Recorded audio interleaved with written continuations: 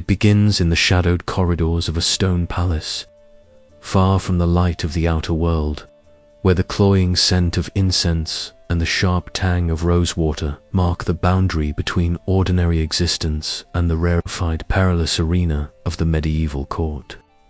If you think you could glide through this world on good looks and a quick wit alone, you're in for a rude awakening. Training to become a concubine in a medieval court was neither a fairy tale nor the stuff of gentle romance, no. It was an ordeal that twisted flesh, mind, and soul into an instrument as fine-tuned as a lute in the hands of a capricious king. But before we begin, take a moment to settle in. Whether you're lying in bed in a quiet apartment in New York, drifting off on a couch in London, or simply listening with your eyes closed on a late train home, this time is yours. Let me know from where you're listening and what the time is there now. If stories like this help you fall asleep, ease your thoughts, or simply carry your imagination elsewhere, consider subscribing. That way, you'll never miss the next whisper from the past. Now breathe deeply. You're safe. You're still. You're here. Let me take you back. Imagine you are not the pampered mistress of a generous lord, but a carefully chosen girl, plucked from obscurity by rumor, talent, familial desperation, or the cold calculations of a eunuch in palace service. The day you're chosen, your old name is stripped away. A new, one foreign, poetic, crafted to be both song and command, becomes your only identity. First come the baths, long hours in steam, your skin scrubbed raw, your hair and nails oiled. Every blemish is catalogued, treated because perfection is not born, it is engineered. You're trained to walk not just gracefully, but with rhythm, floating, never stumbling, gliding, never rushing. Then come the teachers, elder women who once stood where you do now, correcting every twitch and breath, with icy words or swift taps. Eunuchs teach etiquette and posture with military precision. You're taught how to lower your eyes at the exact moment the king enters, not a second too soon or too late. Speech is drilled ruthlessly. If you stammer or falter, you'll be rehearsing lines until dawn. You must speak like a lute, soft, sweet, perfectly tuned. Your voice must dip like silk and rise like incense, saying everything and nothing, always veiled, always clever. History, poetry, the language of flowers, these are no luxuries. They're weapons. You learn to intrigue, to become the pulse of a banquet, the muse behind a king's new verse. But you also learn silence. You guard your thoughts, your longings, your envy, because your rivals are many. Each girl around you is clever, beautiful, and desperate, each one backed by powerful families, hungry factions, or a sheer will to survive. Jealousy simmers beneath every smile. Secrets shared by moonlight can become knives by dawn. One careless whisper and your place crumbles. You're not just a girl now, you are a symbol, a pawn, a weapon. Seduction is taught like science. You're drilled on wooden mannequins, coached by blunt-aged tutors who have long since abandoned modesty. You must know everything from how the king takes his spiced milk to how to let your body speak willingness while preserving dignity, unless, of course, he wishes it gone. One misstep, a broken dish, a poorly timed word, and you may wake to find yourself banished, beaten, or dragged away before sunrise. Tales of punishment circulate like ghost stories. Cold basements, hacked hair, fasting in solitude. The court is a stage, and mistakes are paid in blood or tears. Your body becomes both temple and battlefield. You're forbidden from pungent foods, forced to fast to maintain an ideal waist. You memorize dances until your limbs burn and your mind blurs. Your skin must be pale, your scent delicate, your voice soft and trembling. Perfection is survival. It's always shifting. Today you may be praised for a poem, tomorrow shamed for clumsy harp playing. A rival's softer hands, a better turn of phrase, and you're pushed back in the line. There is no rest, only ambition, only fear. Spies stalk your quarters. The wrong sigh, the wrong word, and someone will hear and tell. Even sleep is no refuge. You drift off with one eye open, fearing slashed dresses or poisoned powders. Yet amid all this, there are glimpses of reward. A night in the king's favor means gold hairpins, privileges, maybe even security. A patron, a network, a kind word from the right person can change your fate. But for every girl who rises, 3 vanish sent to monasteries, married off, or erased without explanation. The king himself is unknowable, sometimes gentle, sometimes cruel. You're taught to read his moods like sacred texts, tailoring every word and breath to his whims. The higher you climb, the more dangerous it gets. The top concubines rule by wit and fear, dispensing favors and ruin with equal ease. No failure goes unnoticed. Fake joy and you'll be stripped bare. Cry or rage and you'll be humiliated. The nights are the loneliest. You stare at carved ceilings, remembering your home, your old name, and wondering how long you can last. Dreams turn bitter. You know now that one illness, one wrong lover, one misjudged gesture could end everything you've worked for in an instant. The court does not forgive. It forgets and fast. The final test is brutal.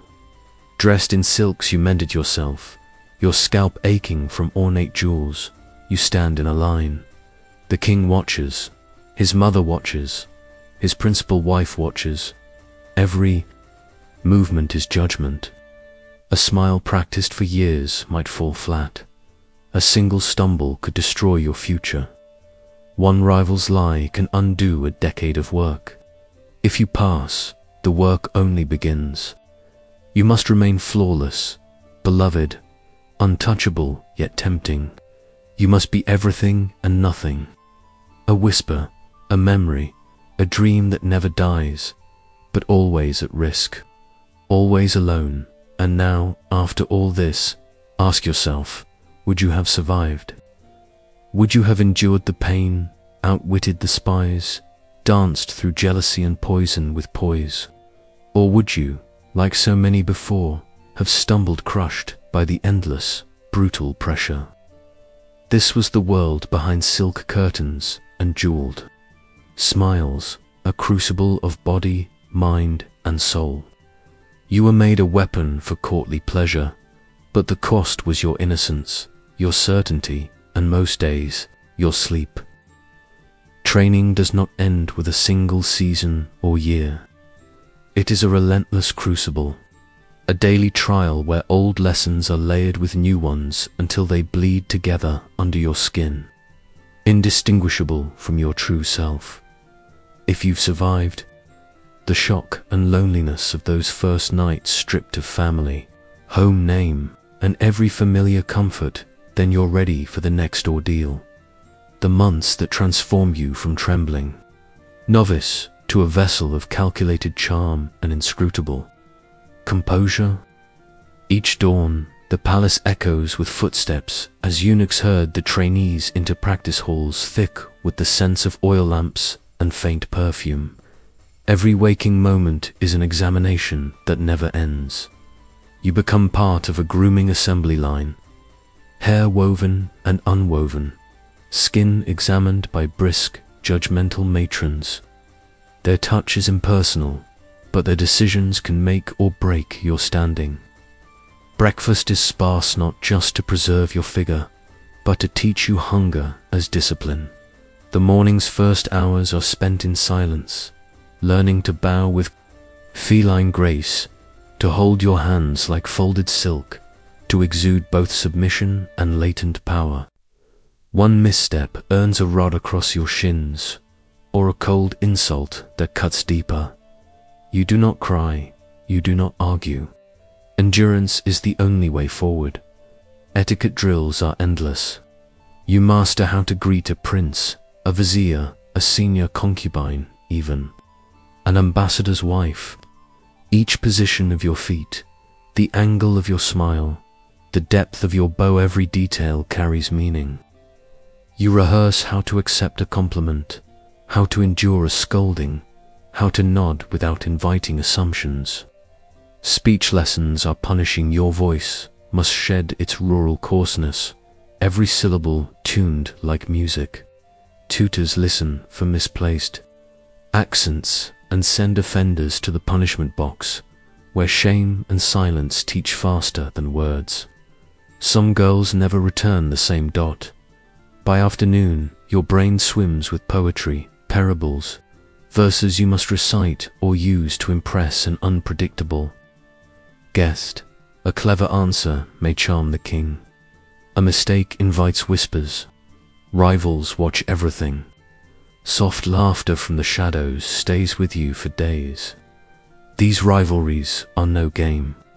There are traps, subtle betrayals, fleeting alliances that shift like wind. Music practice follows lute as her voice. A broken string means punishment. Your fingers blister and bleed. Dance is agony, elaborate rituals mixed with folk seductions. Never vulgar, always dangerous. One wrong movement, one suggestion of scandal, and your place teeters. Each night, senior concubines model the impossible balance of cool deference and untouchable grace. Their smiles conceal sharp minds, and every move teaches you which noble to please, which rival to subtly sabotage. Once a week, the eunuchs stage mock banquets. You rehearse every act from pouring tea to pretending you've been replaced. Mistakes are logged in ancient ledgers, and rewards are rare. A scented bath, a sweet roll at supper. Fail, and you clean floors, kneel for hours, or lose sleep in a punishment room where even time forgets your name. Beneath all this is the hidden curriculum. Older girls teach the real lessons, how to read the palace's mood, which guests hunger for secrets instead of silk, how to plant a whisper, when to eavesdrop, when to lie. You learn how to pass notes unseen, to cry without tears, to smile with a threat beneath it. The real tests begin at night, in rooms full of veiled threats and ambiguous smiles. Conversations are traps, and silence is both shield and weapon. You speak with care, you listen even more carefully. One slip, and you're gone. There is always someone watching. The chief eunuch's spies lurk in every corner. The jealous favorites, girls, hover like shadows. Even matrons, those who once trained you, may sabotage your progress to prove a point. Punishments for scandal are brutal. Some girls are branded with ink or shameful marks. Others simply vanish, reassigned to hard labor or silent exile in distant monasteries. Some crimes are visible, others are just ... not being clever enough, not being beautiful enough, not being quick at the right moment. And so they disappear. Petals plucked too early. Even the rare kindness is an extra roll hidden in cloth. A whispered warning, a hand squeezed in fear carry risk. But you need them, you hoard them. They remind you that once you were human. You watch bright new arrivals wilt into shadows, their laughter dimmed, their ambition bruised.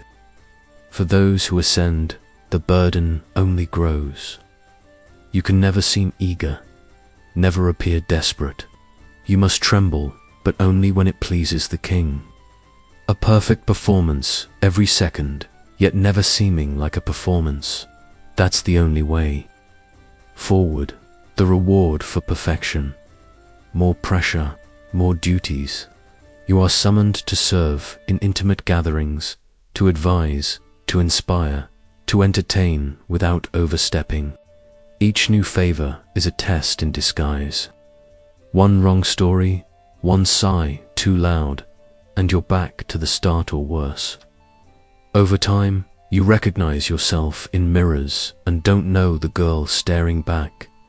You were once a name, a dream, a voice full of hope. Now you are a mask, honed by hunger, sharpened by rivalry, polished by endless practice. And the greatest horror, you're proud of it. You've survived. You're still here. And every night, just before you drift into haunted, restless sleep, you whisper to yourself, you'll never be done training. The palace never stops watching. The court never stops testing.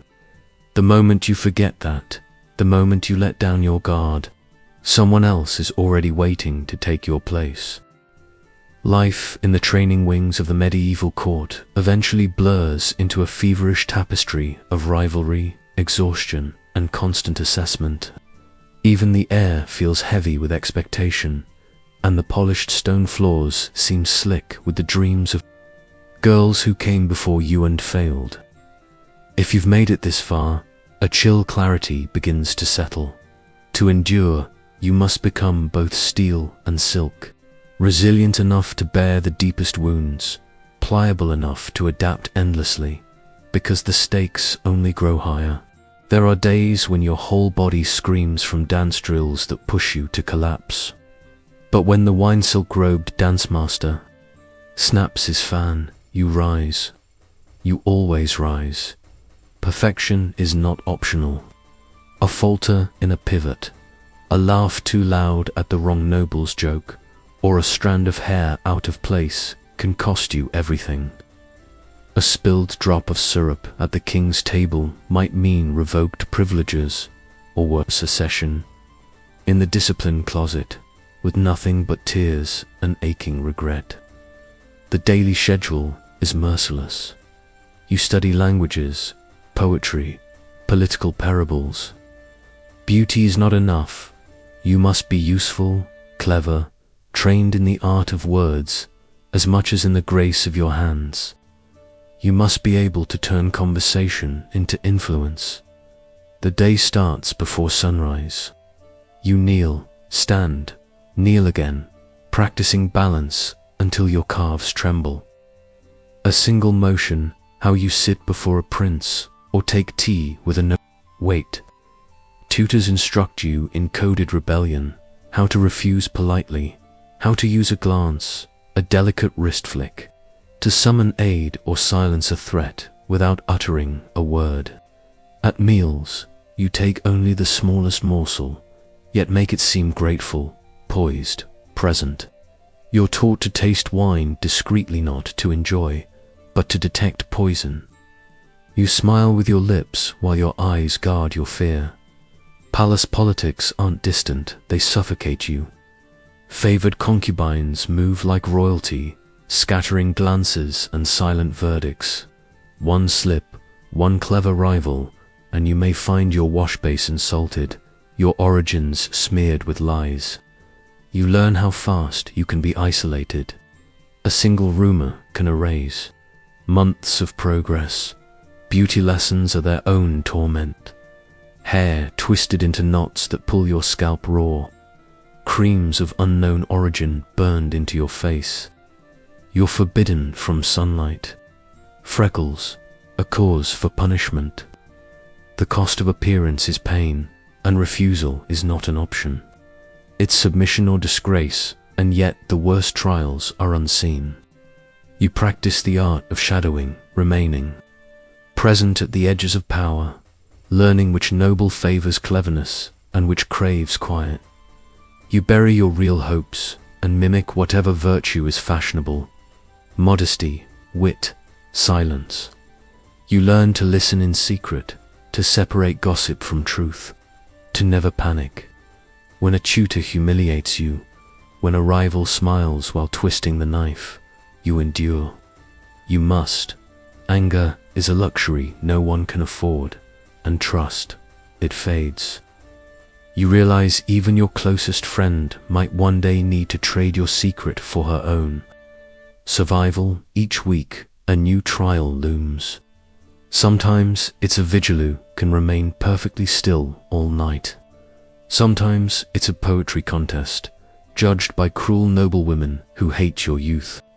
Sometimes eunuchs stage a mock encounter with the king, designed to break you. If you excel, the backlash as swift jealous rivals will see to that. If you fail, the punishment can be public humiliation, isolation, or the quiet, final horror of being ignored. Invisibility is worse than scolding. It means you're close to being discarded. You begin to understand there is no end to the test, no graduation, just the hope of being noticed, then surviving it. At night, if you're lucky, you cry into a silk mat. If not, it's worn cotton. Your tears are for home, for your mother's touch, for a simpler life you can barely remember. But by morning, the mask is back on. Pain is not allowed. Girls who cry openly vanish. You sleep knowing tonight you may be summoned. The king may call for a song, a dance, a clever word. You steel yourself for the unexpected four whims that can turn cruel without warning. You tell yourself that surviving humiliation is still a step closer to status, to safety, to eventual escape or power. And so, you move through each gauntlet with silent grace. You become what they demand: shapeshifter, servant, muse, spy. But deep inside, in the marrow of your soul, something resists, because you've learned the truth. This world doesn't reward beauty or talent, it rewards obedience, resilience, and transformation. You must change again and again, like a serpent shedding skin. And still, a whisper of your old self remains, clutching to memory, to meaning. At night, when all is quiet and the torches flicker low, you ask yourself, how much longer can I endure? And in the stillness, one truth echoes back: you're still here. Every fourth month, as the palace gardens shift from moist, green secrecy to the dry heat of summer, something inside you changes. You begin to understand that training is no longer just suffering, it's a long game of psychological survival. The girls who make it this far carry a silent knowledge. Small victories and subtle mistakes add up like invisible ink, visible only to those who've learned to read the shadows. If you've survived to this point, you no longer rise with hope, but with the mechanical obedience of a dancer responding to the first beat of the drum. Naive dreams of privilege fade. You now grasp the cruel arithmetic. Few will be chosen, and the rest will be discarded, sent to kitchens, sent to serve others, or left to rot in the margins of the court's memory. The drills become sharper, crueler. Your bruised feet must move in silence over stone, shifting between attentive grace and calculated invisibility. You know that even the tiniest stumble might be spun into a rumor by your rivals. Your mind aches from etiquette recitations, your body from endless repetition, and your soul from knowing every breath could be a test. Praise is suspicious, kindness conditional. Trust erodes. Gossip is no longer background noise. A constant strategy. If someone compliments your poem, you read it twice. If they offer help, you watch for sabotage. You learn to read not just faces, but the very air, how it tightens with a new envoy's arrival, how it chills when the king's mood turns sour. Lessons now go beyond poetry and dance. You serve trays of rare sweets to visiting nobles, Even a pomegranate can become a political insult. One wrong offering could undo weeks of progress. You are a living chess piece, moved carefully, watched constantly. Seduction becomes performance. You hold eyes without giving your thoughts away. You practice withdrawing interest just enough to stoke longing, all under the gaze of watching tutors, who delight in catching your missteps. There are now dances with eunuchs not for pleasure, but for the training of proximity. You learn to endure the closeness, to manage compliments without inviting rumors, to overhear secrets without reacting. And always, behind every moment, looms the threatened, the hope of presentation. Whispers swirl. Soon, the king or a senior lord will observe you and your peers. The pressure intensifies. Mistakes are magnified. Girls fight over soap. Ribbon, space, sleep vanishes. Older concubines offer cryptic advice. Never speak first or last. Don't finish your wine. You're left to wonder which warnings are wisdom and which are traps laid in the guise of sisterhood. Meanwhile, deeper survival skills pass in whispers. How to hoard food for punishment days. How to spot gossip disguised as kindness. How to send warnings in gestures only a trusted friend can see. Even the rituals of beauty turn brutal needles that make your scalp bleed. Corsets that leave bruises. Baths that sting. Oils that burn. All of it a test. Will you smile through pain? Will you wear your endurance like jewelry? Will you transform so thoroughly that even you forget where the mask ends and the real girl begins? As your skills sharpen, the danger grows. Now you sing for high lords, not tutors. A single misstepper, joke misread, a lyric misplaced can shame your name or bring dishonor on your entire family. Every lesson has consequences far beyond yourself. At night, your ears catch the whispers of homesick girls, the breathy sobs of one who can't sleep. Yet tears are a performance too, and even grief must be calculated. Where once camaraderie bloomed, now only wary alliances remain. You tie a rival's sash in silence, knowing she might betray you tomorrow. You share a secret to save her, hoping she'll remember if power shifts.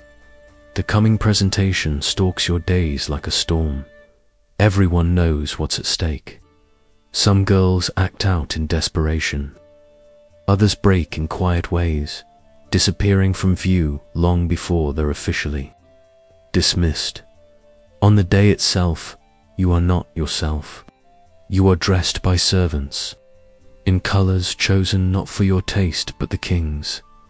You walk in a line never first, never last, each step rehearsed, each breath weighed. You bow neither too deeply nor too shallow. You smile just enough. You laugh at the king's cruelest jokes, but never too loudly. In that moment, everything you've learned, suffered, and buried collides in a single performance. If chosen, you enter the next realm. Companionship, intrigue, survival within power's core. If not, there may never be another chance. The stakes are final. Later, in a dark, silent room, you wash away the paint and sweat. The candles have gone out. The perfumes have faded. You are left alone, staring into a polished bowl of water that reflects someone you barely recognize. Your own desires feel distant, now muted, reshaped, or sacrificed entirely. You realize that you are no longer a girl, but a mosaic of scars and skill, of endurance and artifice. You are not just surviving, you are becoming. Not free, not safe, but transformed. A product of the palace. A whisper of the girl you once were. A weapon polished to gleam in the dark. Because in this world, the test never ends.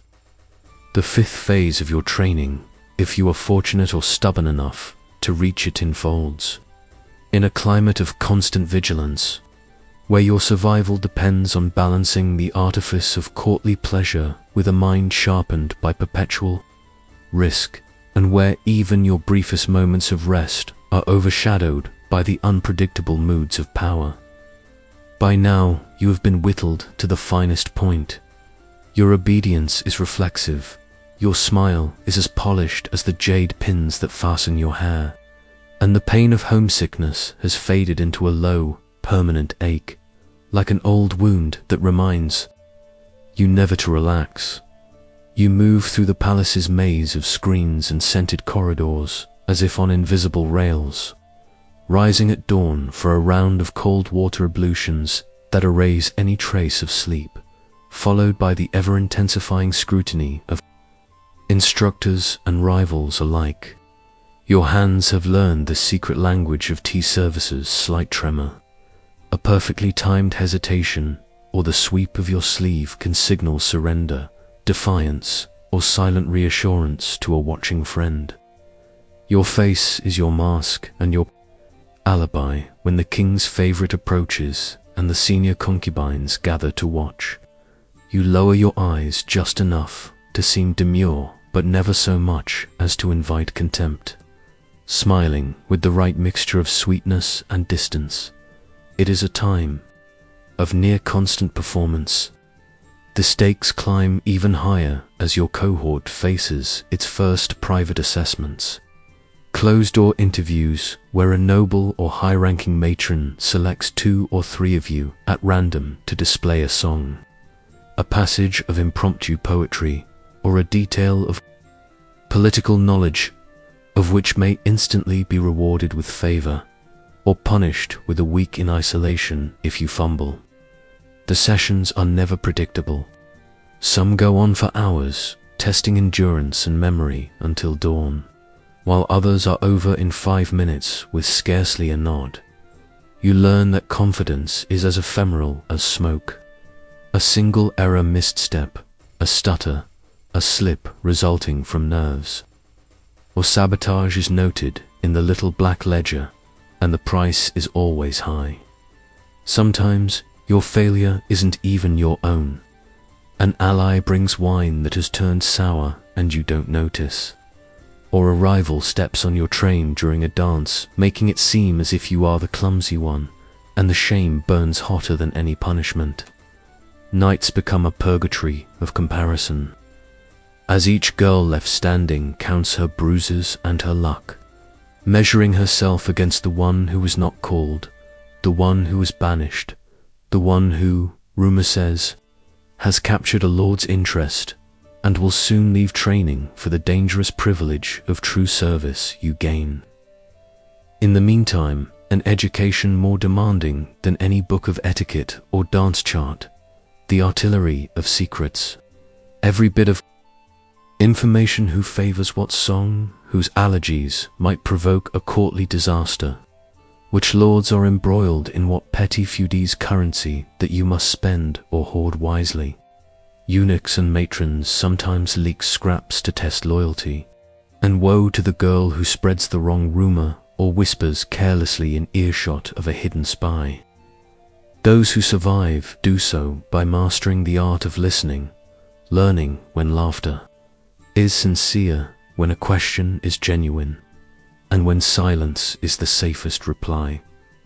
Meanwhile, the overt lessons in seduction become lectures in the politics of intimacy: how to promise everything in a look, to suggest devotion without appearing desperate, to turn aside in advance while convincing the suitor that the refusal heightens his longing rather than risking his wrath. It is here the intersection between secret and spectacle, between touch and the empire of the mind, that you are most at risk of losing yourself. For you must be watchful of affection that turns to love, or jealousy that turns to hate, both in yourself and others.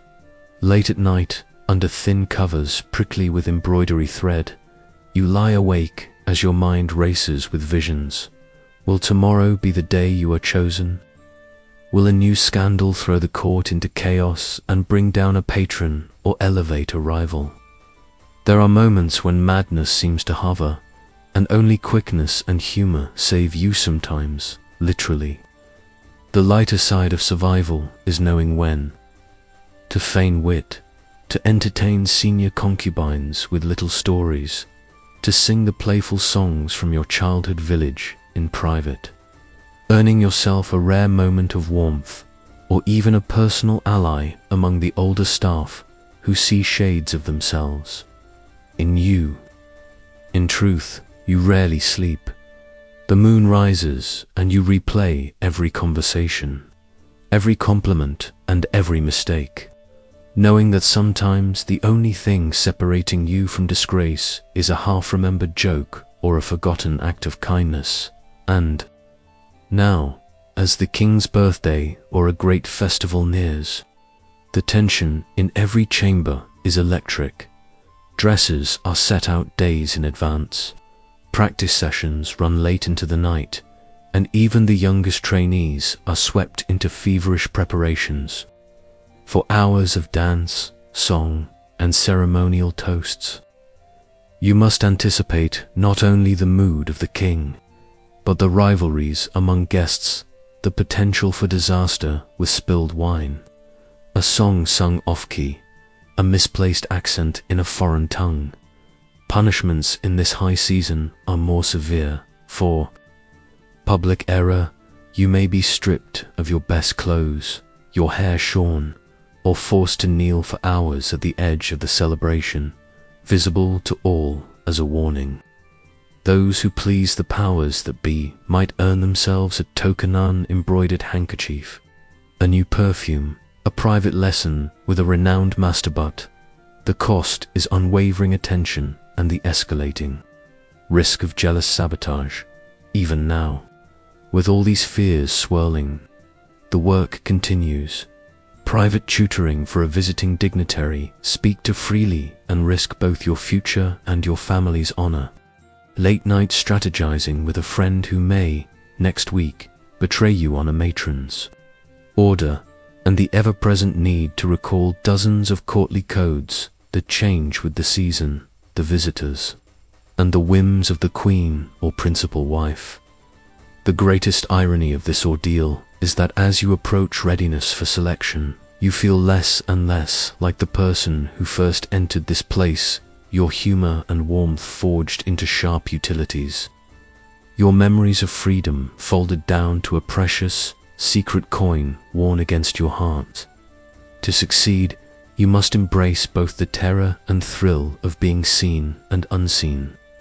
The test is not only whether you can master music, dance, decorum, and seduction, but whether you can remain whole inside, whether somewhere behind the painted lips and measured gestures, there survives a self that will someday outlast the palace, the power, and the peril.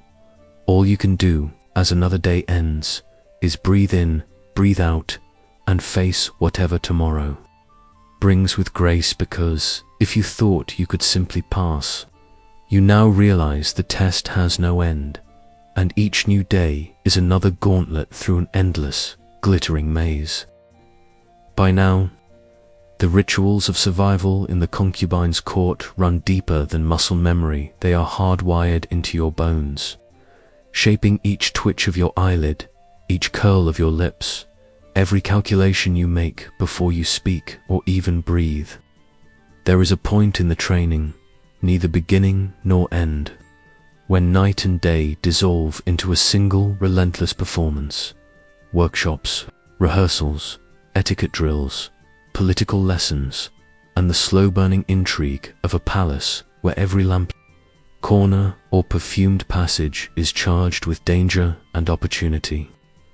In this sixth season, whether it marks 6 months or several years, for no two girls tell time the same way. Here your senses have grown as sharp and wary as any spy. Days begin before dawn, sometimes in the bleakest cold, stumbling to the bathhouse, where you will be assessed before you have even spoken a word.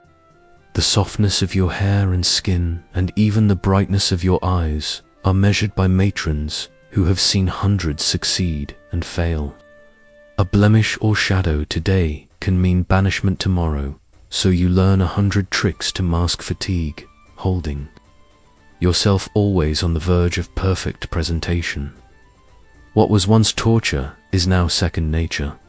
The scalding brisk towel, the ritual of scented oils, the daily humiliation of being reminded that your body is both your instrument and your chain. But outward beauty is only the topmost layer of the palace's test, and every girl knows it. Now the focus shifts to the subtler, deadlier arts of service and espionage lessons in reading a glance across a banquet, in interpreting a noble's passing joke for its true import, in remembering which guest's loyalty is feigned and which could cost a favorite her place, or a whole family their fortune. You are summoned at the oddest hours for surprise demonstrations. Perhaps you must recite a story to amuse a visiting ambassador. Perhaps you are paired with a rival to serve at an elite dinner, pretending friendship while dancing a careful duel of wit and hint.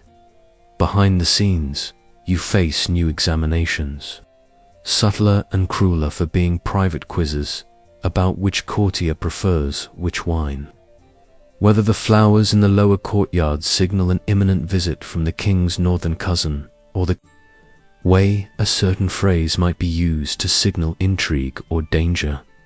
A wrong answer costs you not just dignity, but reputation and even safety. Lose a secret to a rival, and you may be accused of carelessness or subversion and sent to the outer wings, a fate as good as exile. In this season, the tutors change as well. The more trusted, older concubines are now seated among you, their approval as important as any teacher. You must learn whom to trust, whom to flatter, and when to risk allyship or enmity. The emotional terrain is constantly shifting. Arguments flare and fade. Alliances are sealed with small gifts in the dormitory. Betrayals are punished in ways too discreet for outsiders to prove. Every private kindness is freighted with calculation when you slip a new girl a honeyed fig.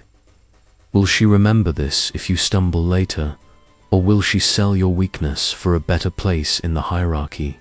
The higher you rise, the more specialized, perilous are your tasks. You are sometimes summoned to private readings with a noble or the king himself, where you must provide clever company, keep every detail of their conversation secret, and if you are truly valued, return to the common dormitory carrying only the appearance of calm, never hinting at what has been asked or said. Failure to protect a confidence is the greatest crime.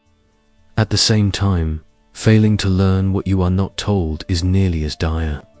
So you perfect the art of gentle questioning and careful listening, learning when a riddle is simply a joke and when it is a test of loyalty whose answer could ripple through the palace for weeks.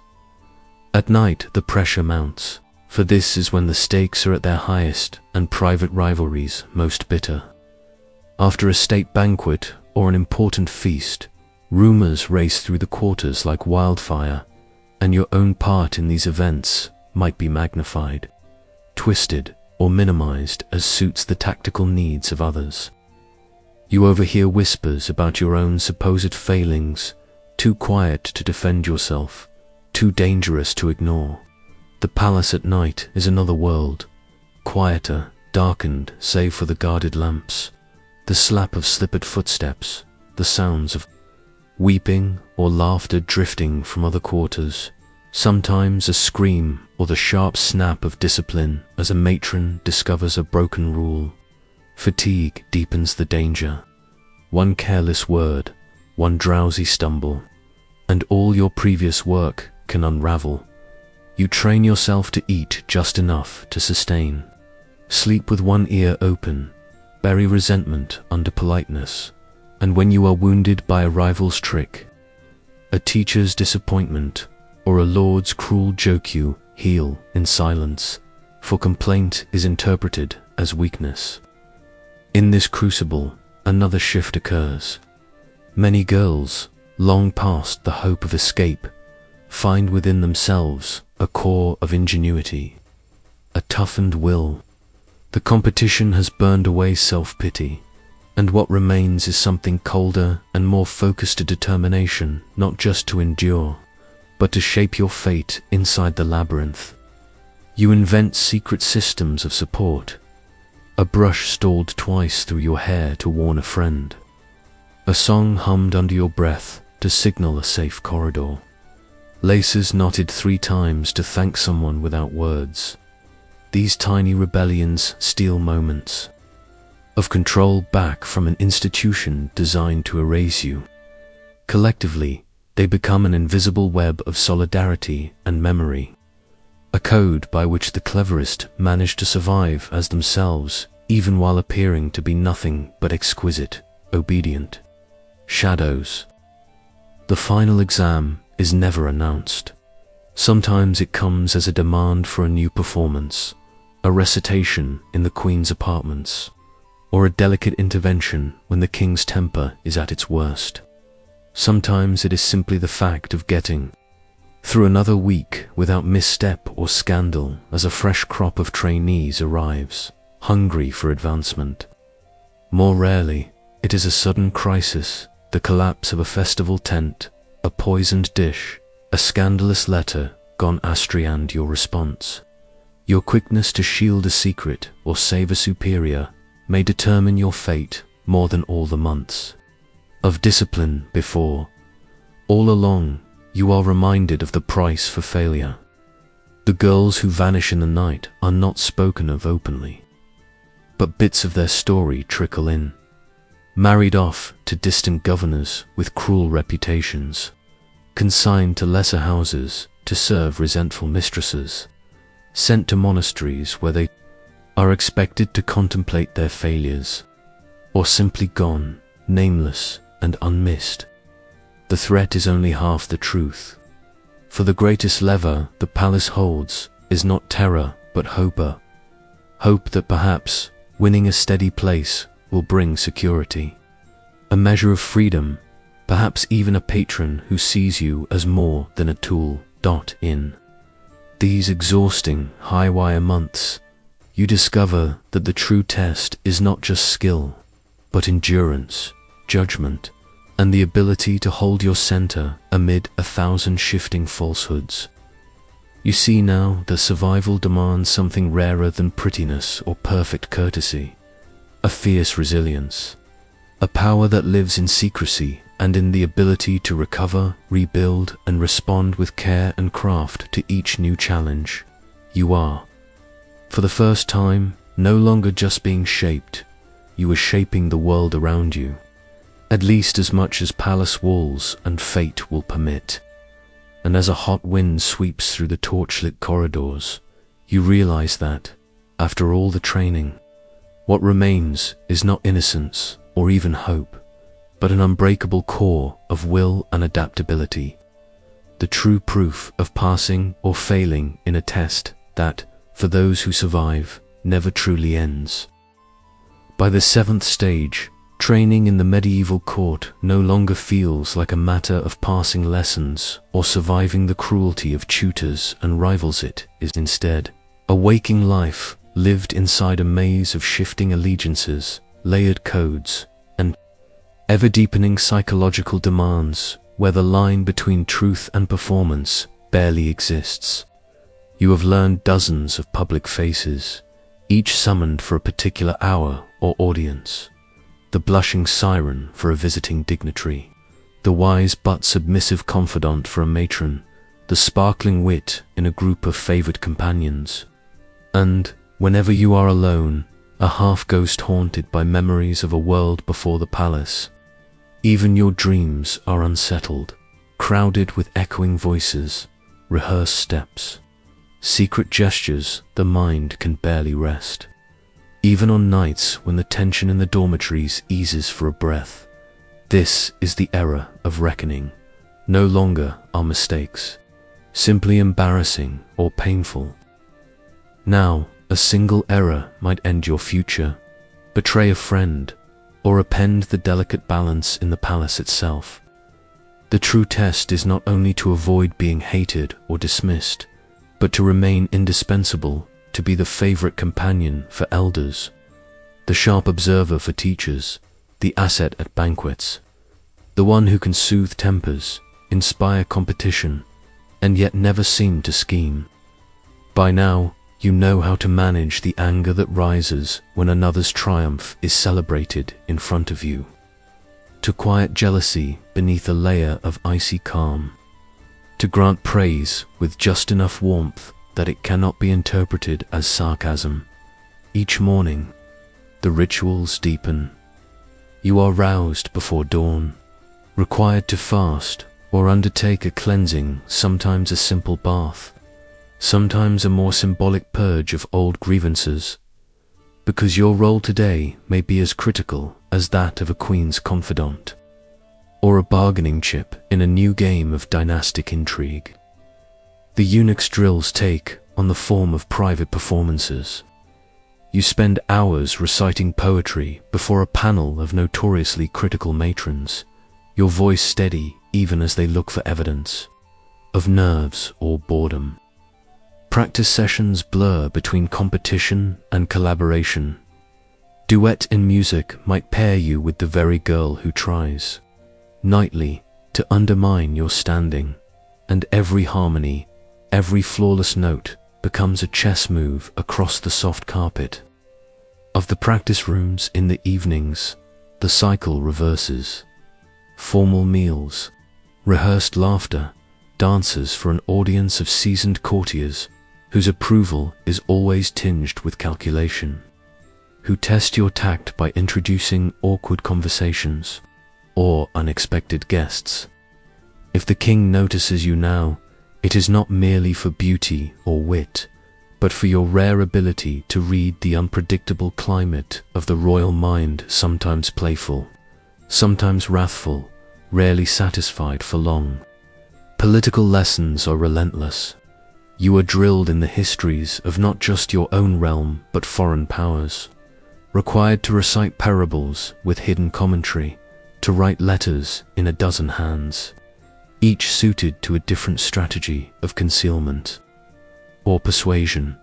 You master the art of giving gifts, a poem left in the right chamber, a ribbon chosen for its clandestine symbolism, a flower slipped onto a feast table at the moment a visiting lord needs reassurance or the king's mood must be improved.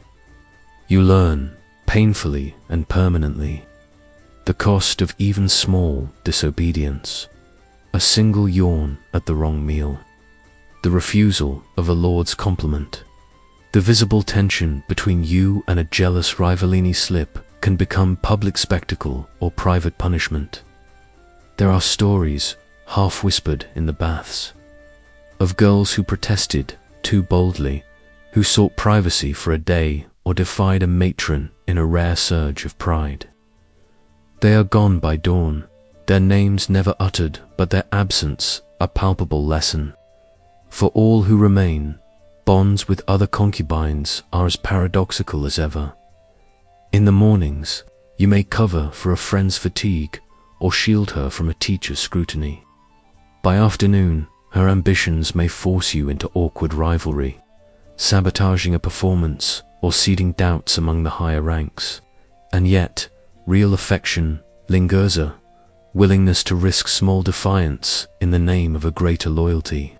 When one of your number receives a letter from home, rare and doubly checked by censors, it is read in whispers after curfew, the words passed hand to hand like a blessing. Even as you sharpen your own armor, you mourn every girl who loses herself, who becomes brittle or strange, overcome by the isolation and tension. Survival now depends as much on your endurance as your intuition. Each moment is a test in interpretation. Is the king's glance appreciation or the start of trouble? Will the principal wife see you as a threat or a pawn? Has your ally become an informant, or can her nervous glance be trusted? Every shadow might be a spy, every gesture a potential riddle. There are days of almost unbearable pressure. The day of a royal birth, a foreign delegation's arrival, or an unexpected summons to the pleasure garden, where you are made to entertain or amuse at a moment's notice, improvising conversation while watching for unseen signals. Your answers must be clever, never boastful, and carry the right balance of deference and insight.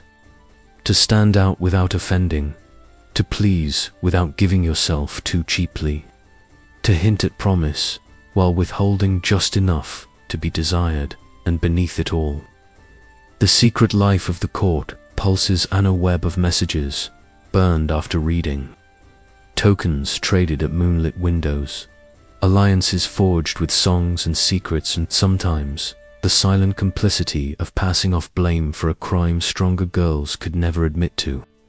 The pain of old punishments is less now than the grief for friends lost or changed. For the old self so thoroughly shed, you startle at small reminders of childhood. A phrase, a dish, a faded flower tucked into your sleeve. More and more, you are called upon to serve as a silent witness during negotiations or celebrations, to perform as both participant and observer. One eye on yourself and one on the ever-changing moods of the men and women who hold your fate. As the day closes, you drift back to your narrow cot with muscles aching from dance, voice rough from the recitation, and mind racing from the thousand-peril balancing act of simply existing in this world. There is pride, certainly, in surviving so long, in having not only passed but at times mastered the test, and sometimes you allow yourself a fleeting moment of triumph. But mostly there is a quiet, determined exhaustion, a knowledge that your greatest achievement is also your greatest risk, to remain singular, kind, and whole enough to be irreplaceable, but not so remarkable that you draw dangerous attention. The palace never truly sleeps, and neither do you.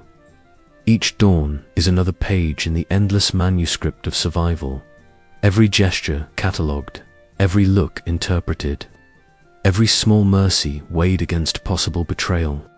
Even as you dream of some future release, a marriage, a grant of land, a rare, long-delayed freedom, you know that, for now, you are the living memory of every trial, every lesson, every loss. The test continues, and you are both player and prize.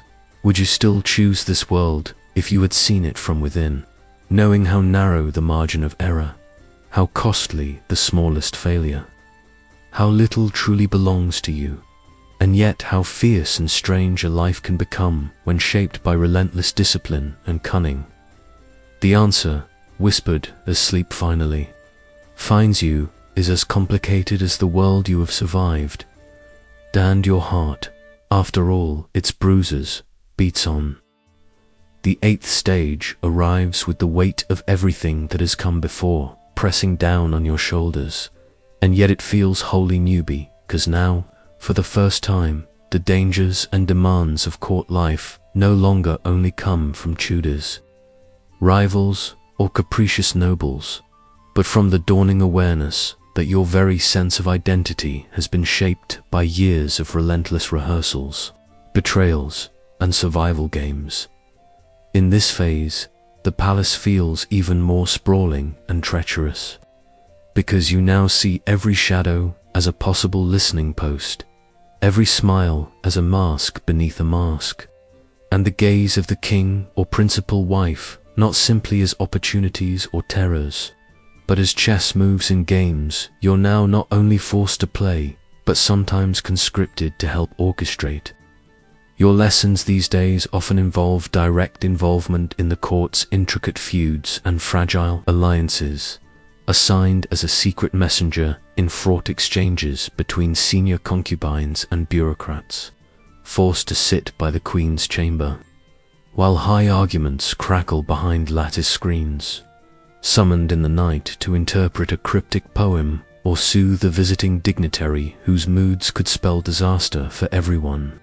Above and below stairs, this new trusted visibility is double-edged. Rise to the occasion and you earn small privileges, perhaps an assistant in your toilette, or the right to posh slippers instead of rough sandals, but stumble, betray too much cleverness, or seem disloyal even for a moment, and your fall will be both sudden and complete.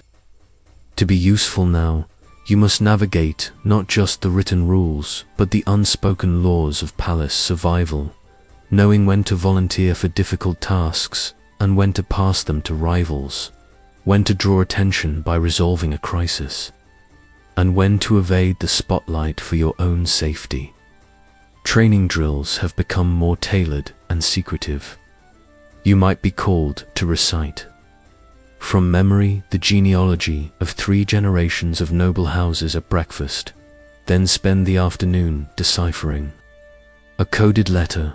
Your reward for success, only silence. For failure, a demotion in duties, a warning from the matron, a public humiliation so subtle only the trained eye would recognize it for the sharp-edged correction it is. Dance and song are no longer only about technical mastery, but about reading the moods of your audience, adapting on the fly to an unexpected guest's tastes, intuiting when to offer a saucy lyric, when to retreat into decorum, or when to serve as a clever distraction while an older concubine gathers secrets from the men's quarters. There are tests now so complex and secretive that even the other trainees sometimes sense only the surface. Why was one of you abruptly sent away for health, never to return? Why was another raised in rank, though her skills seemed no finer than yours?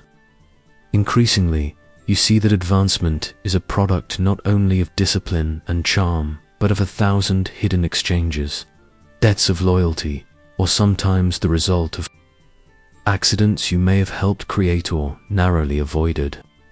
The thickest air, however, comes from the new knowledge that fate is often determined by the whims of the powerful far more than the discipline of the diligent.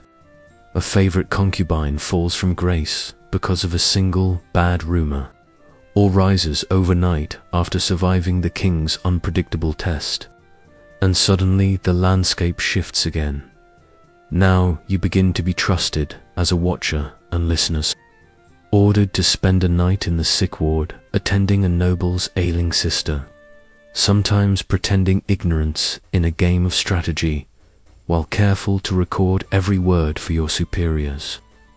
With trust comes the oddest of indignities, forced to carry secrets you cannot share, to act as intermediary for lovers whose fates might jeopardize the entire wing, to smile soothingly while knowing that in the next hour orders may come down, to turn on a former friend, to distance yourself, to drop hints that will undermine or rescue her reputation. The greatest terror now is not the visible punishments, but becoming invisible, overlooked by patron, or captive to a power shift that reassigns you to obscurity. Nights are somehow both easier and harsher. You are less a victim of childish pranks, but more often alone with worry or suspicion, rehearsing tomorrow's possible betrayals or agonizing over whether a glance was innocent or loaded. In these hours, many girls confide in one another in strange, almost ritualistic ways. Confessions traded like prayers, secrets shared more for the relief of speaking than in expectation of help. And on rare good days, midnight laughter that just for an hour makes you remember you once had dreams, and a name not coated in perfume and palace dust. The rivalry for favor sharpens with every week. Invitations to private recitals or garden strolls with minor royals are scrutinized for advantage or threat, and the smallest gifts from matrons or noblewomen become totems of luck and shields against the next round of culling. You learn to treasure objects, not for their beauty, but for what they say. A borrowed comb a senior girl once used in her hair. A coin pressed into your hand by a matron whose approval you hope will last. A single flower on your tray in the morning that signals, perhaps, new protector, or perhaps only a warning. With so much at stake, the older trainees sometimes stage interventions, teaching the youngest how to spot danger or bluff innocence, warning the whole cohort that no alliance is ever forever, but that sometimes a secret shared at the right moment will save a life, or at least buy another month of peace. Your own sense of self is thinner now, but sharper, like a blade simmered and quenched in too many fires. You recognize moments where you could push for advantage, but you also begin to see more clearly the cost of every victory, the friendships, strained or lost, the innocence erased, the fear of what might be required of you if you ever do become too high or too low in the hierarchy. The palace becomes a stage for the endless play of ambition, desire, sacrifice, and secrecy, and you, a player too skilled to leave but still too vulnerable to win. The only solace, fragile as it is, can be found in the quiet understanding you now share with those who have lasted as long as you, the code of glance and gesture, the sympathy beneath rivalry, and the knowledge that every test, no matter how grueling, has at least finally revealed the truth. No one could endure these years without being changed, and precious few, if they started anew, would ever choose to pass the test again. By the 9th stage, every hour of your life is a negotiation with fate, and you can barely remember the wide-eyed girl who first stepped into the palace and found herself lost in a maze of silks, secrets, and ruthless expectations. You are no longer a novice. They call you by a new name, weighted with respect, but also with the burden of every compromise and every risk you have survived. The sharp awareness that now governs your waking moments has grown so keen it sometimes aches. To hold back your tongue, to modulate every gesture, and to make each whispered word serve not just your comfort, but your continued existence in a world where favor is as fleeting as the seasons. Mornings are quieter now, not because the palace has grown still, but because you have learned silence as both a shield and a weapon, conserving your voice for those pivotal, dangerous moments when the right opinion, offered with just the right blend of innocence and insight, can shape the mood of a banquet or save a friend from disgrace. You are given more responsibilities, trusted as a mentor to the newer girls, expected to guide them through the labyrinthine routines of etiquette, performance, and self-preservation without ever revealing your own moments of doubt or pain. Sometimes, this trust is a gift, a chance to reflect on how far you've come, the kinship that has grown brittle but deep between yourself and the few who have lasted. A flicker of pride when a lesson you taught saves a younger trainee from trouble. Other times, it is agony, because you recognize in their mistakes and their heartbreaks the shadows of every humiliation you tried to forget. Now, the test is not only to endure, but to act as if hardship does not touch you, to conceal the price of vigilance, aching joints, sleepless nights, the dreams that wake you with a gasp, because even sleep is no sanctuary from memory and fear. The challenges have evolved beyond lessons in grace and rhetoric. You spend nights reading official reports, evenings deciphering political subtext in the mundanest conversation, and afternoons practicing the art of appearing to know everything while drawing out information from guests, rivals, and even friends, always measuring risk against the potential for protection or reward. The palace is hungrier now for stories, and for those who can spin truth into parable and danger into opportunity. And you find yourself wielding your narrative skills with a careful, ruthless cunning even you once didn't anticipate. Your days are measured, not just by schedules, but by the shifting tides of power above and below stairs. A new chief eunuch with different favorites. A queen in mourning whose black moods must be soothed with music, light, distraction. A visiting envoy hunted by rumors and quick to turn suspicion against the women in the palace if his own standing slips. You, and those you now watch over, are both pawns and queens in these games, sometimes sacrificed, sometimes defended at the cost of another's standing. Always aware that affection and betrayal are only ever a word or a breath apart. You are sent, more often now, as an emissary, to deliver a carefully composed poem to an older noble, to oversee the arrangements for a clandestine meeting between High Lord and favored concubine, to intercede when a scuffle or a sharp word threatens to escalate into scandal. These tasks are proof of your standing, but also new avenues for disaster. Mishandle a detail and you risk not only your own privilege, but the fragile peace of the court. Do too well and you draw envy, and with it, scrutiny you can ill afford. As you move about the palace, you see how the other girls look to you for cues how to smooth over a slight, when to respond with calculated indignation, when to bow out gracefully. Teaching has become a secret performance of its own. For every lesson must be layered.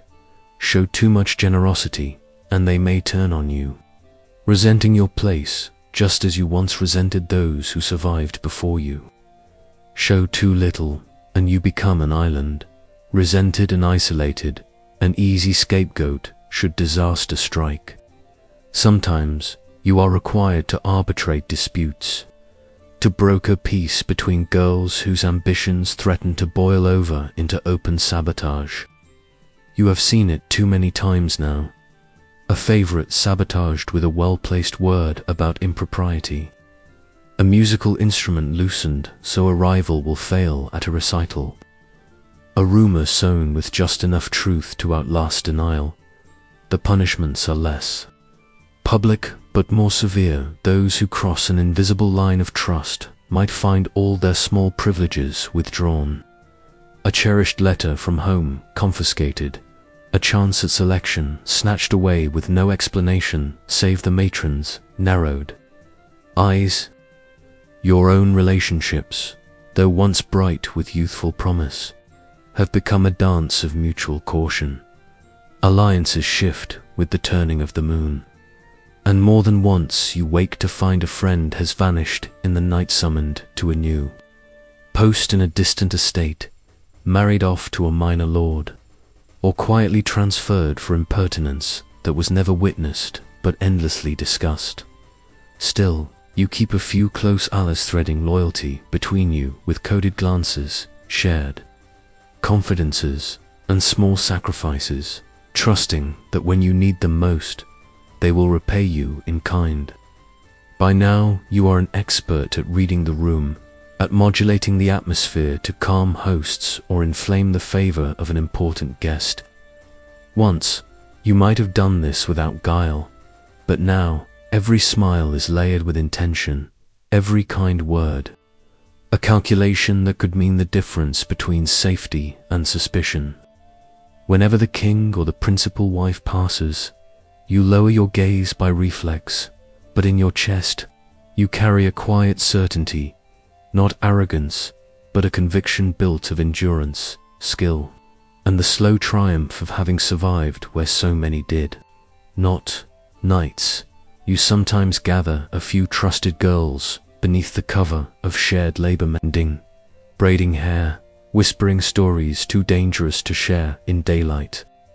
Here you let your masks slip, laugh, even cry if you dare, passing wisdom back and forth in the hope that those just starting out will learn enough to last a little longer than those the system has devoured. On the longest, quietest nights, when the palace seems to be holding its breath, you feel the ghosts of the girls who failed, the echo of your own younger voice repeating the lines you drilled into muscle and mind. And you wondered, does the test ever truly end, or does it only change shape? Even if you reach the very heights, selected as a royal confidant, or granted a precious escape to marriage or patronage, will there not always be another set of hoops, another test, another mask to wear? What the world outside will never see. The poetry, beauty, intrigue, and soft silks was always underpinned by a daily gamble that chewed through spirit, memory, and even friendship. This is the reality you hand off, day by day, to the next girl in line, and you hope without envy now, only bright and battered pride, that she will find a way to last through the trials you barely survived, in a world that was never meant to be fair, only to test and retest whoever still imagined they might someday win. By the 10th stage, every hour becomes a negotiation with fate, and you can barely recall the wide-eyed girl who once stepped through the palace gates, dazzled by silks and ceremony, unaware of the ruthless machine grinding beneath. You are no longer a trainee, no longer even just a concubine. You are an institution, a name spoken with a mix of deference, envy, and quiet warning. But this final ordeal is not a test in the traditional sense. It is a transformation that never ends. It isn't about proving worth to tutors or catching the king's gaze. It's about surviving in plain sight while becoming something more than what the palace expected, and something far less than what you once dreamed. You move through the days with detached precision, your gestures choreographed by years of discipline, your voice measured, your eyes unreadable. Within you, however, something tender and volatile remains watching, waiting, hoping this will not be the day your years of service are erased by a mood, a whisper, or a change in the wind. The senior matrons no longer give overt commands. They simply glance, a lift of an eyebrow, a pause in their step. These are your instructions now, and you obey them as reflexively as breath. The younger girls follow you silently, mimicking the way you hold your fan, echoing your cadence in conversation. They seek your advice in stolen moments, voices low, hands trembling, eyes wide with questions too dangerous to ask aloud. But even kindness must be rationed, calculated. A careless moment of mercy, a shared truth meant to comfort, can be twisted by the palace's endless appetite for scandal. So you learn to comfort in code, to guide without seeming to lead, to mask your warmth beneath a veil of distance. Your nerves are worn thin, yet your composure has never been sharper. You've become fluent in the palace's secret languages, shift in a guard's step, the layered meaning of an invitation, the dangers hidden in a well-meant compliment. You know when to disappear behind tasks, when to feign fatigue, when to step just far enough out of the spotlight that no one remembers to look for your flaws. Each ritual feels heavier now. The ceremonial baths chill you to the bone. The makeup that once thrilled you now feels like armor applied over bruises you can no longer name. You recite poems, play instruments, laugh at noblemen's jokes, and perform flawlessly always, because you understand, one faltering note could be an insult. One mistimed smile, a declaration of war. The king, now a familiar but unpredictable force, might summon you for a jest or to settle a matter of taste, only to ignore you for weeks. After, testing your humility, your patience, your willingness to remain useful without resentment. The principal wife, equally dangerous, studies you as one might a tool evaluating whether you still serve a purpose or might soon be replaced. Every nod from her is a decision made in silence, At this stage, the palace is a furnace of ambition, and you feel the heat from every direction. The rival concubine who's learned the art of weaponizing vulnerability. The chamberlain whose requests arrive wrapped in silk but carry the weight of veiled threat. The noble lord who hides political favor behind a smirk. You have become a master of reading beneath every surface, of smiling at threats and bowing to danger without ever surrendering your selfhood entirely. And yet, occasionally, a breeze of memory or longing slips through the cracks. A letter arrives censored yes, and edited but real. A single flower appears on your breakfast tray. An old friend returns from a distant estate and, for one moment, recognizes you, not the palace version of you, but the core that still remembers laughter unaccompanied by caution. You cling to these moments, not as salvation, but as proof that you still feel, that you still remember what it means to be human. You share coded glances with those who've lasted those girls turned, women who now carry entire secret languages in their eyes. You sing under your breath while tending to the fire, songs no one else would dare remember aloud. You give gifts not as affection, but as protection offerings to the old gods of survival. Then comes the reckoning. A new favorite arrives, fresh, bright, charming, and you are told to dress her, guide her, make her ready for a world that may eat her alive. You do as asked, because defiance is too costly, but inside you grieve, not for your status, but because you know exactly what lies ahead for her, and she does not. You watch the cycle repeat, and the palace reminds you, you are always one heartbeat away from replacement. Power, if it ever existed, was a myth. What you have now is influence, silent, subtle, the ability to shift a room's mood to save someone, with a sentence or destroy with a pause. But you wield it knowing that it comes at the cost of visibility. The more you survive, the less you can be seen. It is the art of erasure, performed by women who cannot afford to vanish but dare not stand. Too tall, still, you endure, because hope, long buried, sometimes rises. You dream not as a girl, but as a strategist. A quiet marriage, a retreat to a distant house, land gifted for decades of service, even escape. You know how unlikely it is, but you dream anyway, because not to dream is to break, and you cannot afford to break. Not now, not ever. Your allies remain close, but cautious. Every friendship has boundaries now. Every favor comes with risk. You trust each other not with secrets, but with silences. You teach the younger girls in whispers, in looks, in warnings couched as compliments. You prepare them not to thrive, but to survive on. You know that is the truest kindness you can offer. In the palace, you have become a living archive, a record of what it takes to last. You know who disappeared and why. You remember who fell and for what mistake you carry. Those stories like beads on a string, each one a part of you. And when the call comes, sudden poem to compose, a disaster to calm, a rival's mistake to quietly amend, you rise. You perform, you survive. The reward always is the same.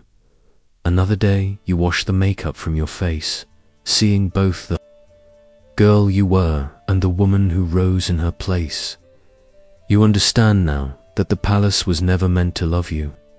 It was meant to test you over and over until only the unbreakable remained.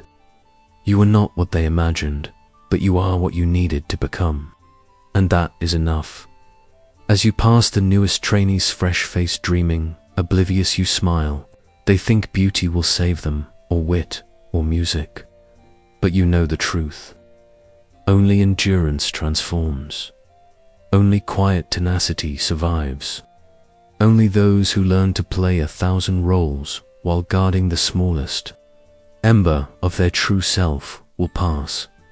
And in this place, this fortress of illusion, you have done the impossible. You passed the test, but more than that, you were the test.